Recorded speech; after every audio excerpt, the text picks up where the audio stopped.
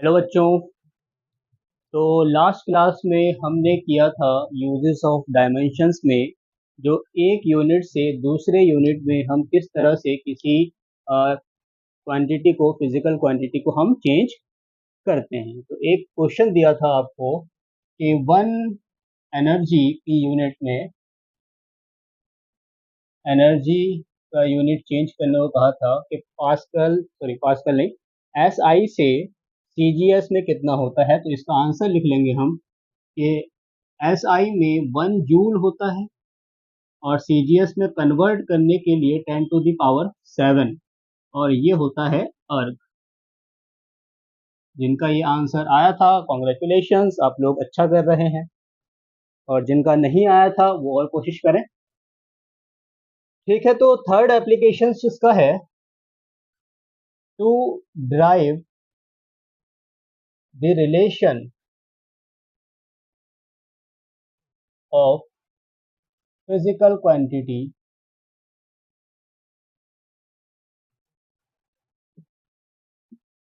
ठीक है, यानी कि हमें एक सिंपल सा कि एक ड्राइव फिजिकल क्वांटिटी है, वो किन किन चीज़ों पे डिपेंड करता है, उसका रिलेशन क्या है, वो हमें निकालना है। ठीक है, क्वेश्चन के तौर में इसको हम समझेंगे। जैसे कि एक क्वेश्चन हमने लिया कि एक सैटेलाइट है जो अर्थ के आसपास, आसपास कहाँ पे, उसके ऑर्बिट में रिवॉल्व कर रहा है। तो इसका टाइम पीरियड, यानी कि ये कितने टाइम में वापस अपनी जगह पे पहुंच रहा है, उसकी डिपेंडेंसी क्या है। ठीक है, तो टाइम पीरियड को हम T मानेंगे, मास ऑफ अर्थ को हम M से डिनोट करेंगे, कैपिटल M से, और रेडियस ऑफ ऑर्बिट को हम कैपिटल R से कैपिटल R से डिनोट करेंगे। और हमें इंफॉर्मेशंस गिवन होती हैं। एक और इंफॉर्मेशंस है कि क्योंकि ग्रेविटेशनल फोर्स की वजह से ये रिवॉल्व करता है, इसी वजह से यूनिवर्सल ग्रेविटेशन कांस्टेंट पे भी डिपेंड करता है। तो क्वेश्चन इस तरह से है कि time period of revolution of satellite around the earth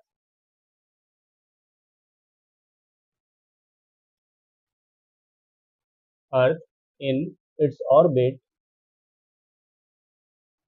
में डिपेंड ऑन, यानी इन पे डिपेंड कर सकता है या करता है। और वो कौन कौन सी चीजें हैं?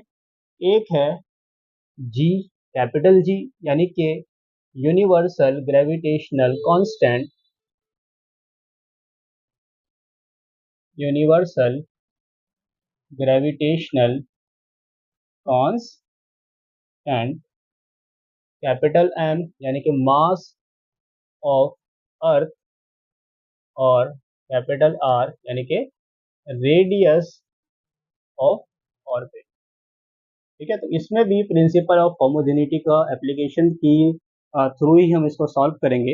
हमें क्या क्वांटिटी निकालनी है और ये किन किन चीज़ों पे डिपेंड करता है, उसको हम लिखते हैं एक इक्वेशन के तौर पे। हम जो गिवन डाटा है उसके अकॉर्डिंग हम ये लिखते हैं कि टाइम पीरियड जो है वो डिपेंड कर रहा है। अभी हमें ये नहीं पता कि डायरेक्टली कर रहा है, इनडायरेक्टली कर रहा है, तो हम बस अज्यूम करेंगे किसी पावर में डिपेंड कर रहा है, यानी कैपिटल जी पे कर रहा है। इसका जो हम एक्सपोनेंट लिख लेंगे, ए लिख लेंगे। कैपिटल एम पे कर रहा है जो कि मास ऑफ अर्थ है, एक्सपोनेंट बी। कैपिटल आर जो कि रेडियस ऑफ ऑर्बिट है, सी लिख लेंगे। अब इन सब का हम डायमेंशनल फॉर्मूला लिख लेंगे। टाइम पीरियड का टाइम है तो डायमेंशनल फॉर्मूला हमें पता होता है। कैपिटल जी का हमने निकालना सीखा था, अगर नहीं सीखा है तो एक बार देख लेते हैं, बाकी आप पुरानी वीडियोस को जरूर देखें। F is equal to G M1 M2 by R square. G का निकालना है तो जी को एक साइड रखते हैं और दूसरी साइड बाकी चीज़ों को ले जाते हैं। इससे मुझे यूनिट मिलता है कि न्यूटन मीटर स्क्वायर पर केजी स्क्वायर।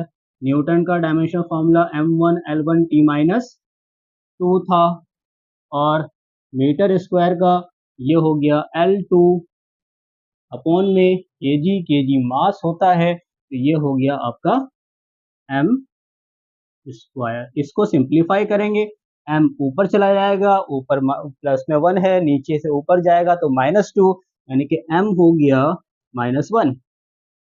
लेंथ 1 मल्टीप्लाई में है तो पावर ऐड हो जाएगा, यानी कि L3 और t -2। ये यूनिवर्सल ग्रेविटेशनल कांस्टेंट का डायमेंशनल फॉर्मूला निकल के आ गया है। बाकी तो बेस क्वांटिटी ही है, तो उनका डायमेंशन हमें मालूम होता है। तो हम लिखते हैं इनके डायमेंशंस, जैसे कि टाइम पीरियड का डायमेंशंस हो गया m0 L0 t1, ये डायमेंशन हो गया टाइम पीरियड का। इक्वल टू में ले जाते हैं, बाद में कांस्टेंट ले आएंगे, अभी डायमेंशन के फॉर्म में कर लेते हैं इनको। कैपिटल जी का डायमेंशन हमने अभी निकाला है, जिसको हम बोलते हैं कि -1 L3 t-2। पावर कितनी है? a। मास का डायमेंशन फॉर्मूला एक ही क्वांटिटी है बेस, उसको हम m से ही डिनोट कर देते हैं, और ये b हो गया।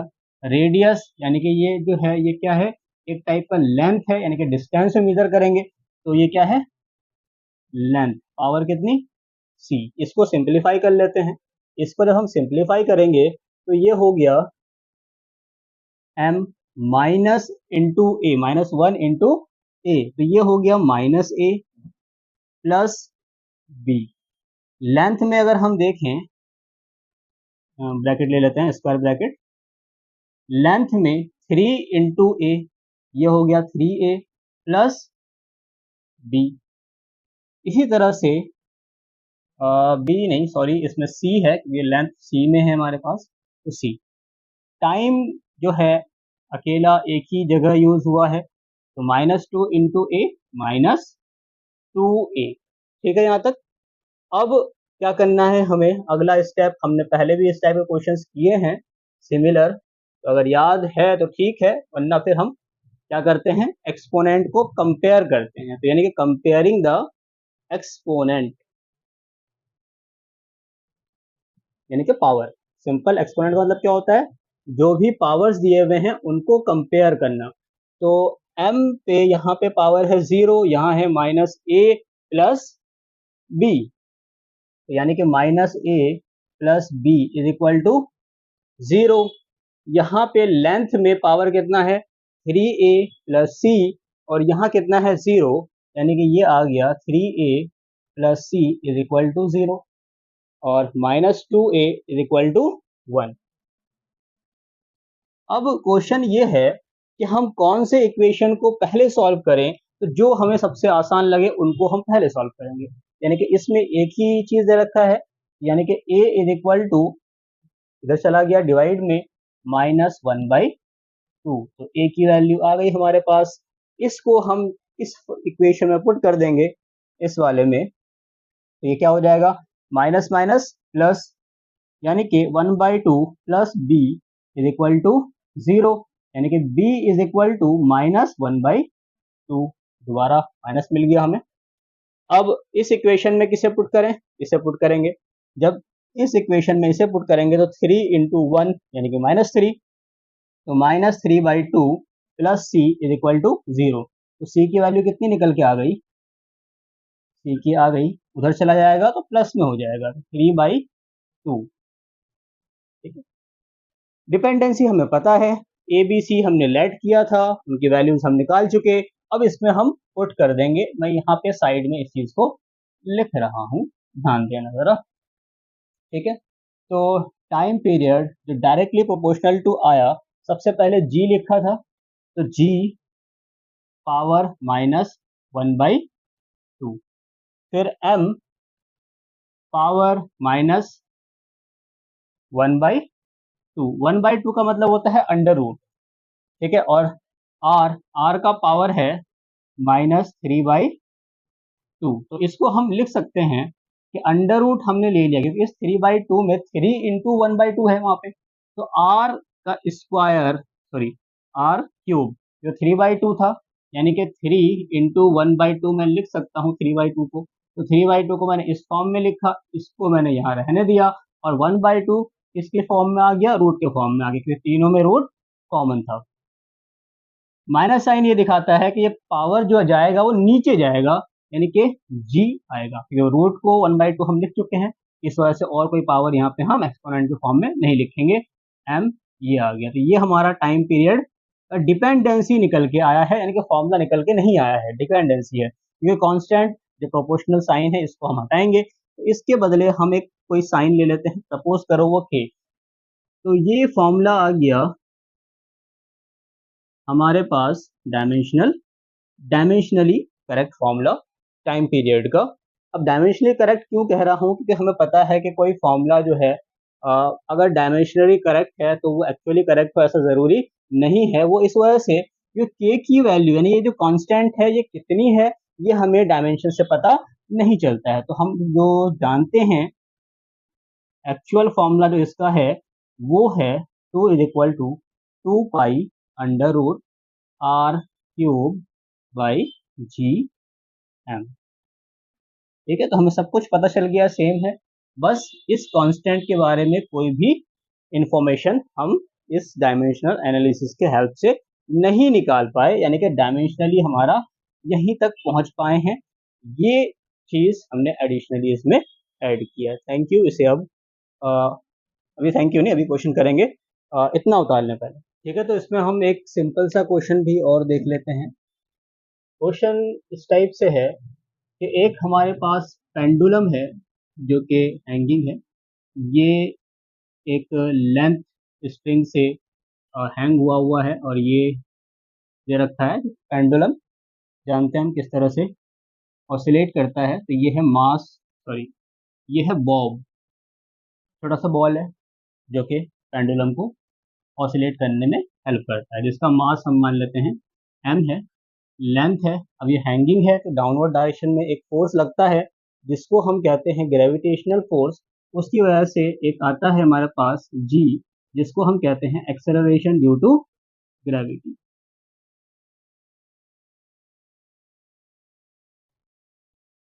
ठीक, तो ये यहाँ से यहाँ जाएगा, फिर यहाँ आएगा, फिर यहाँ जाएगा, तो कोई टाइम पीरियड इसका होगा कितने टाइम में ये अपना ऑसिलेशन कंप्लीट कर रहा है, उसी को हम निकालेंगे। तो हम देखेंगे कि time period of simple pendulum,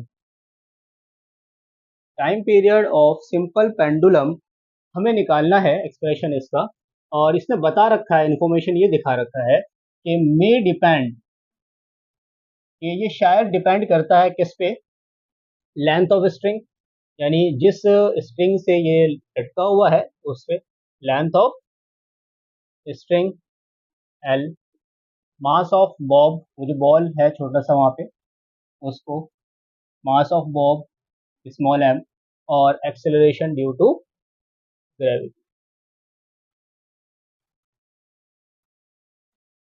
gravity यानी कि स्मॉल जी। ये डिपेंड इसमें कर सकता है शायद, इस तरह से में लिखा हुआ है, हमें निकालना है किस किस पे डिपेंड करता है किस पे नहीं करता है। तो उस चीज़ को हम देखते हैं इस तरह से कि हमने लिखा time period directly proportional, dependency क्या है डायरेक्टली प्रोपोर्शनल यूज करते हैं हम इसमें।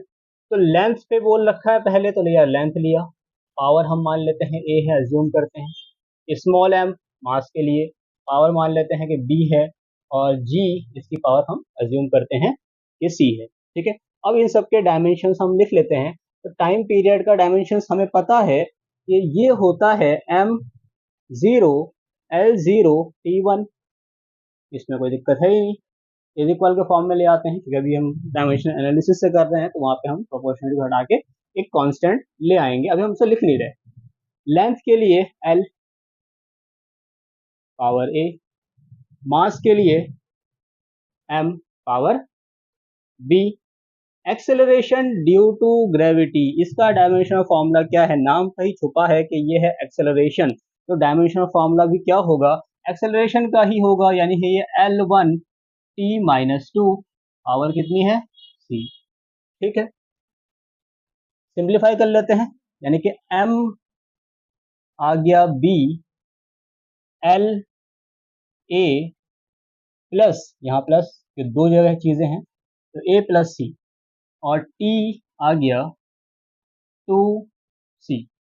ठीक है, इस साइड में ये dimensional formula right hand side का आ गया। इस साइड में डायमेंशनल फॉर्मूला है हमारा m0 l0 t1।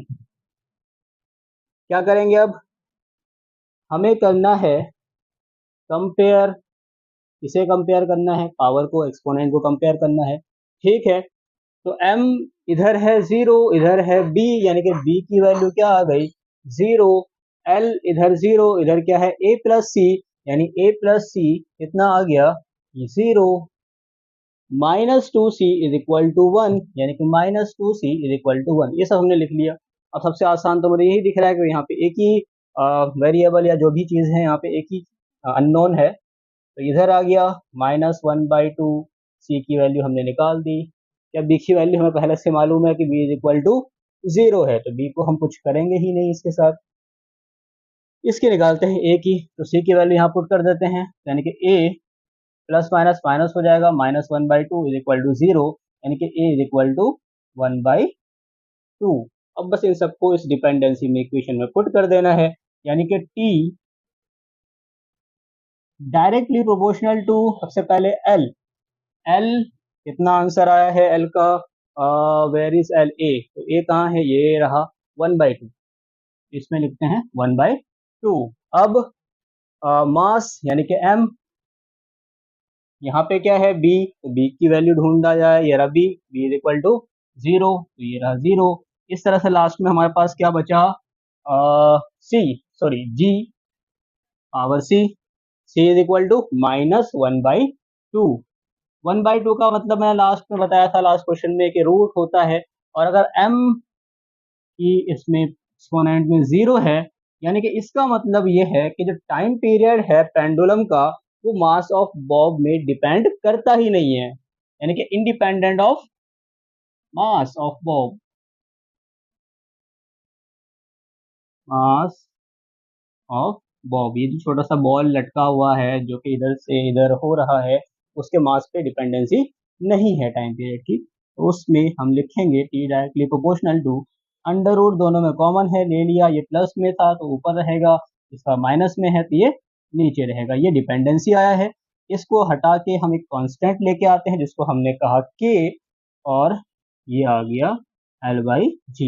Dimensional analysis या डायमेंशनल फॉर्मूला के मेथड से हम इस के की वैल्यू को नहीं निकाल सकते कि एग्जैक्ट यानी एक्चुअल में इस के की वैल्यू कितनी होती है, मगर हम जानते हैं तो इसको हम अपने नॉलेज के लिए लिख लेंगे यहाँ पे। तो एक्चुअली जो है, या एक्चुअल फॉर्मूला जो है वो ये है कि T is equal to 2 under root L/G। इसको आप कॉपी में नोट डाउन कर लें। अब हम देखेंगे कि जो डायमेंशनल एनालिसिस मेथड है इसके लिमिटेशंस क्या क्या हैं। तो हमने एक देख लेते हैं इसको, कि इफ डायमेंशंस आर गिवन, यानी कि हमें कोई डायमेंशंस अगर गिवन है तो हम ये नहीं बता सकते कि वो कौन सी फिजिकल क्वांटिटी की डायमेंशंस है, क्योंकि कई फिजिकल की क्वांटिटी के डायमेंशंस एक जैसे हो सकते हैं। एग्जांपल, वर्क का डायमेंशन, एनर्जी का डायमेंशन सेम होता है, स्ट्रेस और प्रेशर का डायमेंशन सेम होता है, तो हमें डायमेंशंस गिवन हो तो हम नहीं बता पाएंगे कि फिजिकल क्वांटिटी कौन सी है, कि यूनिक नहीं है। ठीक है, दूसरा न्यूमेरिकल कांस्टेंट, यानी कि कोई कांस्टेंट है जो डायमेंशंस जिसके पास नहीं है, डायमेंशन लेस है, उसको हम नहीं निकाल सकते बाय मेथड ऑफ डायमेंशंस। जो हम ये हमने अभी देखा कि 2 is equal to under root L/G, ये हमारे पास एक्सप्रेशन आया था, इसकी वैल्यू क्या है हम इस मेथड से नहीं निकाल सकते क्योंकि उसका यूनिट नहीं है कोई। तीसरा, इस मेथड से हम